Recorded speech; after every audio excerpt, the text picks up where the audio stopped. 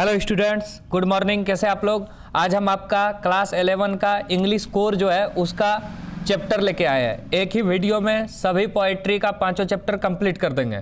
तो आप लोग ध्यान से वीडियो को देखिए, लाइक कीजिए, कमेंट कीजिए, शेयर कीजिए और जो है कमेंट करके बता सकते हैं वीडियो कैसे बना। तो आपका पहला कविता है पोएम ए फोटोग्राफ। इसको लिखा है शर्ली टुलसन। फोटो टूट गया या फोटो सड़ गया, इससे याद रख सकते हैं क्योंकि फोटो फ्रेम के बारे में बात हुआ है जो इस तरह दिखता है। समझ गए? ये कहानी जो है, ये कविता 3 स्टेज में है। पहला स्टेज तब है जब शर्ली टुलसन माने लेखिका का जन्म नहीं हुआ था। इसकी माँ कैसे छुट्टियां मनाने गई थी और उसकी माँ का उम्र 12 साल था। उसके साथ 2 चचेरी बहन थी, बेटी डोली। फिर 20-30 साल बाद क्या होता है, मदर का चेहरा बदल जाता है, लेकिन जो समुद्र है जहाँ पे वो छुट्टियां मनाने गई है वो नहीं बदला है। तो कैसे लेखिका माने शर्ली टुलसन और पोएट शर्ली टुलसन और उसकी माँ फोटो देख रही है। फिर 20-30 साल बाद वो मर जाती है। उसके बाद लेखिका अपनी माँ को भारी हृदय से याद करती है। माने यहाँ फोटो बताया गया है पुराने दिनों को, जैसे सुंदर चीज़ें हैं उसको हम लोग संयोग के रखते हैं। चलिए अब क्वेश्चन पे आते हैं। पहला है पैसेज, इसी से आप लोग का कविता जो है वो कंप्लीट हो जाएगा। A sweet face my mother's that was before I was born and the sea which appeared to have changeless was dead terribly transient। तो पहला question, the sweet face the photograph so was. Sweet face किसका है? Narrator mother, लेखिका की माँ का है क्योंकि लेखिका का जन्म उस समय नहीं हुआ था। The photograph was taken when the narrator was not even born. देखो लिखा है जब लेखक का जन्म नहीं हुआ था तब फोटोग्राफ लिया गया। दे वर स्टैंडिंग, वो सब कहाँ पे खड़ा है? एट द बीच, समुद्र के किनारे। The word transition means, transition का अर्थ क्या है? मोमेंट्री, मतलब मरणशील होता है एक प्रकार का, अनस्वर। चलो ये जो पैसेज है आपका एग्जाम में आया भी है और 4 नंबर का क्वेश्चन भी आया है। ए स्वीट फेस से आपको पकड़ना होगा, ए फोटोग्राफ का है और इसको लिखा है शर्ली टुलसन। अगला चलते हैं। Now she has been dead nearly as many years as the girl live. मतलब इसका मतलब इस फोटो का जितना साल हो गया उतना साल ही उसके मरने में हो गया, माने लेखिका की माँ का। And of this circumstance there is nothing to say at all, is silence lies. Who is the poet of the extract. ये जो कविता है कहाँ से लिया गया है? फोटोग्राफ। कौन लिखा है? Shirley Toulson. When did the poet's mother die? Nearly 30 years ago. मतलब जितना साल फोटो का हो गया उतने साल उसकी माँ का मरने में हो गया। What does this circumstance refer to? तो क्या है? हर डेट, उसका मृत्यु। अगला, who is the poet of the poem a photograph. A photograph का पोएम कौन है? Poet Shirley Toulson. ये क्वेश्चन आंसर है, आपको ध्यान से सुनना है। मतलब who is the poet of the poem photograph. A photograph जो कविता है उसकी लेखिका का नाम क्या है? Shirley Toulson. What has not change, कौन नहीं बदली? समुद्र, या बहुत कम बदला। चेंज लेस, इस तरह भी लिख सकते हैं, चेंज लेस, बहुत कम कौन बदला? समुद्र बदला। अगला, where was the photograph taken. Photo कहाँ पे लिया गया? एट द बीच या ऑन ए बीच, समुद्र के किनारे। What was the word cardboard denote in the poem. Cardboard क्या होता है? ये है कार्डबोर्ड। कार्डबोर्ड क्या होता है? A memory, a picture, permanent, photo, record. Cardboard मतलब सब हो सकता है, लेकिन यहाँ नन ऑफ दिस दिया है, तो नन ऑफ दिस नहीं होगा, तो यहाँ होगा परमानेंट फोटो रिकॉर्ड।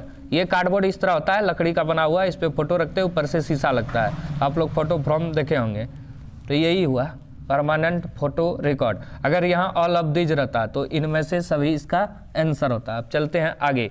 हु एर बेटी एंड डोली। बेटी और डोली लेखिका की चचेरी बहन नहीं थी, लेखिका की माँ की चचेरी बहन था।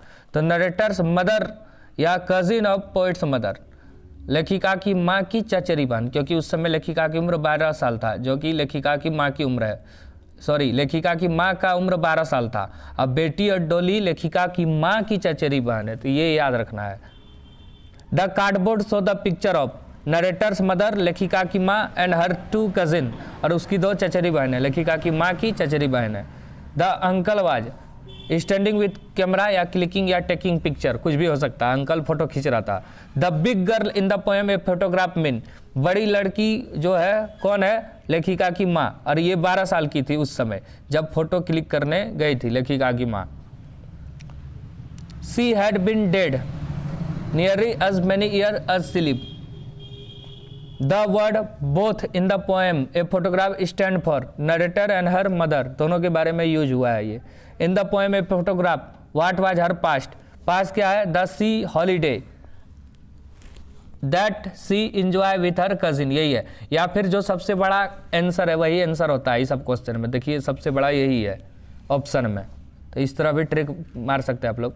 What type of loss did mother feel while looking at her photograph the loss of her childhood. Why did the grandmother not accompany the author to his school in the city? ये इस कविता का है नहीं, लेकिन गलती से दे दिया है। The author now went to school in a motor bus। इसका मतलब हुआ जो है लेखक का दादी लेखक को स्कूल क्यों नहीं पहुंचाती है, क्योंकि अब वो मोटर बस से स्कूल जाने लगा। अगला, What does the camera capture? Camera क्या कैप्चर कर रहा है? Beautifully dress and smiling face, मतलब जो लेखिका किम्मा है वो कैसे तैयार हुई है, ड्रेसअप हुई है और समुद्र में छुट्टी मनाने गई है, तो वही फोटो क्लिक कर रहा है, कैमरा क्लिक कर रहा है। Whose feet are called terribly transient the poetess mother. Why did the poet terribly transient, मतलब होता है जो धूल है वहाँ पे जो आकृति बनाया जाता है। Why did the poet trying to forget memory of her mother? She is no more live, मतलब वो अभी जिंदा नहीं है। The uncle camera capture her mother smiling and sweet face with two, क्या होगा, cousin. Poet's mother and her cousin were standing at the beach in the story Mother's Day. Who is the most neglected person? Mother, Mrs Fitzgerald. ये question भी इस chapter का नहीं है। अब book बनाने वाले से गलती हो गया होगा कि 2 क्वेश्चन जो है दूसरे चैप्टर का इसमें डाल दिया है, समझ गए। देखिए हमको पता है कौन क्वेश्चन इस चैप्टर में है और बुक वाला को अभी तक नहीं पता है। ठीक है, अब आगे चलते हैं चैप्टर 2।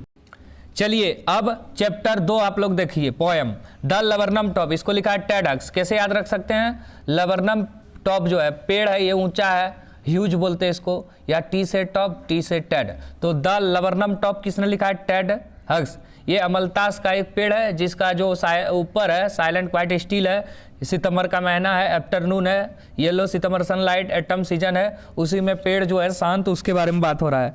फिर कुछ समय के बाद गोल्ड फिंच एक सिंगिंग बर्ड आता है जो कि पीला है और पेड़ में कैसे हलचल मचा देता है, वही सब इस चैप्टर में बताया गया है। चलिए देखिए ध्यान से पैसेज पहले। The laburnum top is silent, quite still in the afternoon, yellow September sunlight, a few leaves allowing all its seeds fallen। तो पहला question, the laburnum top is क्या है? silent, quite still, तो क्या होगा? quite silent still, ये होगा। Answer गलत है, सी नहीं होगा, बी होगा। एक का आंसर बी होगा। What time of day is described? किसका बात हो रहा है? आफ्टरनून। देखो यहाँ पे लिखा गया है afternoon. How the September sunlight appear? Yellow. किसके बारे में बात हो रहा है? सितंबर महीना, एटम सीजन, येलो, आफ्टरनून। अब चलो आगे देखते हैं। For whose tree tremble and thrill, ये किसके बारे में बात हुआ है? In the engine of her family she stokes it full then flit up at a branch end showing her bare face identity mask. ये गोल्डफिन पक्षी के बारे में बात हुआ है। गोल्डफिन मतलब द लबरनम टॉप, टेडक्स। तो it is the engine of her family which poetic device is use here, ये होगा metaphor. The tree tremble and thrill, it denotes its happiness and excitement. She stokes in full means that, क्या होता है? The goldfinch feeds her young ones till they are satisfy, मतलब तब तक भोजन कराती है गोल्डफिन अपने लिटिल ऑन्स को, मतलब बच्चा को, जब तक वो सेटिस्फाई नहीं हो जाए कि इसका पेट पूरी तरह से भर गया है। चलिए अब क्वेश्चन आंसर पे चलते हैं। बुक का क्वेश्चन आंसर, पैसेज आएगा तो वही आएगा, नहीं तो बुक का क्वेश्चन आंसर आएगा, समझ गए। चलो देखो अब, who is the poet of the poem the laburnum top? Ted Hughes. ट्रिक दिए थे, top Ted. Which month of the year has been mention in the poem the laburnum top? सितंबर महीना का बात हुआ है। Who is the poet of the poem the laburnum top? Ted Hughes. How does the poet seem to feel at the impetus on the goldfinch flies away? तो ये पूरा पेड़ जो है पूरी तरह से शांत हो जाता है गोल्डफिन के जाने के बाद। सैड, जैसे कोई बच्चा है घर में पूरा उछल कूद कर रहा है, अब वो स्कूल जाता है पूरा घर शांत हो जाता है, ठीक उसी प्रकार। What make the earth pure and beautiful? All of these, मतलब स्काई, सी, सावर, सब कोई धरती को सुंदर बनाता है। It is the engine of her family, here it refer to goldfinch के बारे में बात हुआ है। और इट इज़ द इंजन मतलब गोल्डफिंच का जो है बारे में बात हुआ है, लेकिन किसका फैमिली है गोल्डफिंच? तो लबरनम टॉप का। The goldfinch is compare to a lizard, क्योंकि वो स्मूथ है, अलर्ट है, और स्मूथ है। गोल्डफिंच इतना स्मूथ है जितना कि लिजार्ड है, मतलब गोल्डफिंच की तुलना यहाँ पे छिपकली से किया गया है। एक्टिव और क्विक, अलर्ट जिसको बोलते हैं, अलर्ट, एक्टिव, क्विक, कुछ भी रहे वो सही हो जाएगा। Which season has been mention in the poem the laburnum top? Autumn season, पतझड़ के ऋतु की बात हो रही है। The movement of a goldfinch compare to, अभी तुरंत बताया, to the movement of a lizard. After the bird flew away the laburnum tree become empty and still silent again, मतलब गोल्डफिंच के जाने के बाद पक्षी फिर से शांत हो गई। Laburnum means a tree with hanging branch and yellow flower. Laburnum जो है एक स्मॉल ट्री है, हैंगिंग ब्रांच है, येलो फ्लावर पॉइजनस सीड होता है इसका। द गोल्डफिन इज ए क्या है? Small singing bird with yellow feather. उसका पंख जो है क्या होता है? पीला होता है। What is the bird movement compare to? दो बार एक ही question. To the movement of a lizard. Bare face in the poem the laburnum top in cover face या face having strip on it. Bare face मतलब जैसे marks हो face में, उसे बोलते हैं बेयर फेस। चलिए दो क्वेश्चन और है। The goldfinch chirping change into whispering because. It has done hit job. पूरा शांत हो गया, अपना जॉब पूरा करने के बाद चुपचाप चाह के उड़ गई। What time of the day is describe? Afternoon. Afternoon के बारे में बात हो रहा है। अब चलिए आगे। The voice of the rain, इसको लिखा है Walt Whitman. And for ever by day and night I give back life to my own origin and make pure and beautifies it. ये है द वॉइस ऑफ रेन, इसको लिखा Walt Whitman. Rain मने water, rain मने water, water मतलब Walt Whitman, इस तरह याद कर सकते हैं। ये कविता है बारिश की बूंद के बारे में। बारिश की बूंद और लेखक जो है कन्वर्सन कर रहा है, बातचीत कर रहा है। लेखक पूछता है बारिश की बूंद से तुम कौन हो? बारिश की बूंद उत्तर देता है, तो वही पोएट सरप्राइज हो जाता है। तो बारिश का बूंद बोलता है हम धरती कविता हैं, मेरे बिना बीज बीजे है, हम dryness, tiny particle, dust layer, ये सबको खत्म करते हैं। ले दे के इसमें बारिश का महत्व के बारे में हम लोगों को बताया गया है। The voice of rain what Whitman. Rain माने वाटर, रेन के बदले कहीं कहीं यहाँ पे शावर का यूज हुआ है। चलिए अब क्वेश्चन आंसर देखते हैं। चलिए क्वेश्चन आंसर देखिए इसका। The voice of rain and for ever by day and night I give back life to my own origin.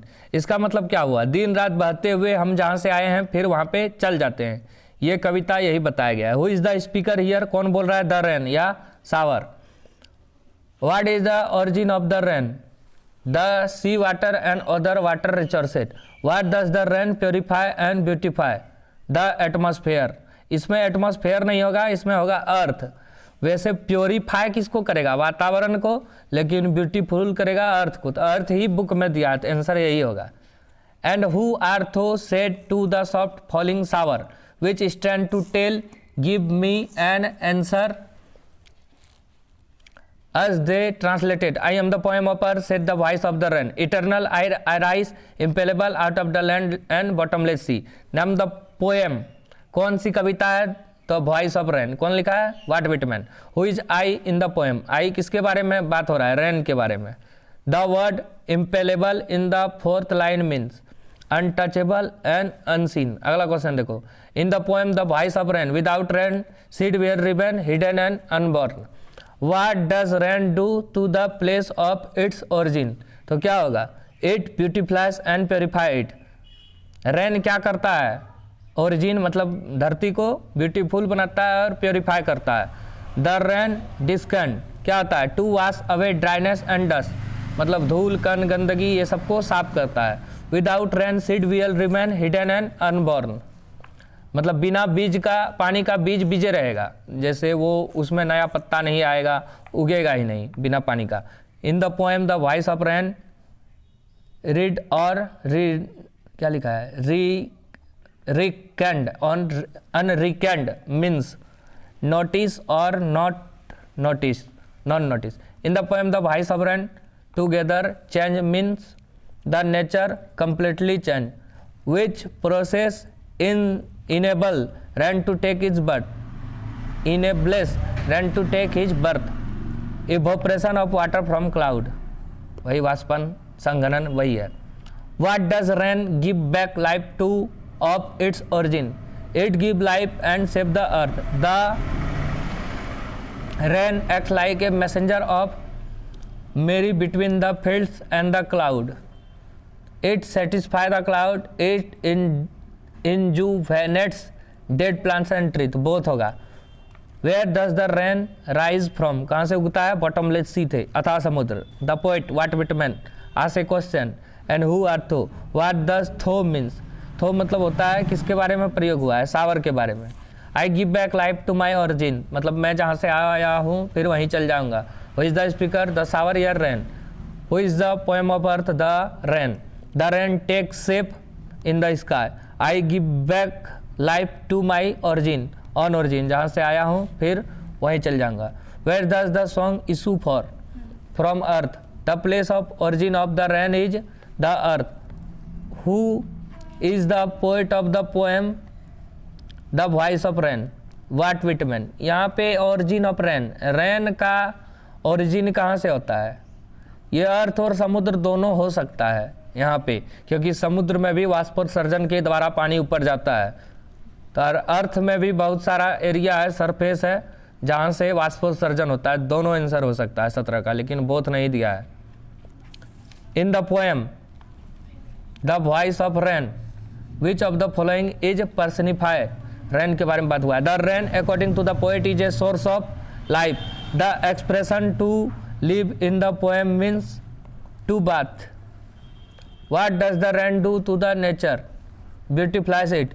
What is the meaning of the fresh poem of earth, rain give the same pleasure to earth as the poem give to human. What was strange to tell in the poem the voice of rain, क्या होगा इसमें, the rain replied to the poet's question. ठीक है, आपका 3 chapter तक हो गया। आने वाले वीडियो में 2-3 चैप्टर और बता देंगे, हो जाएगा कंप्लीट आपका। ठीक है, धन्यवाद।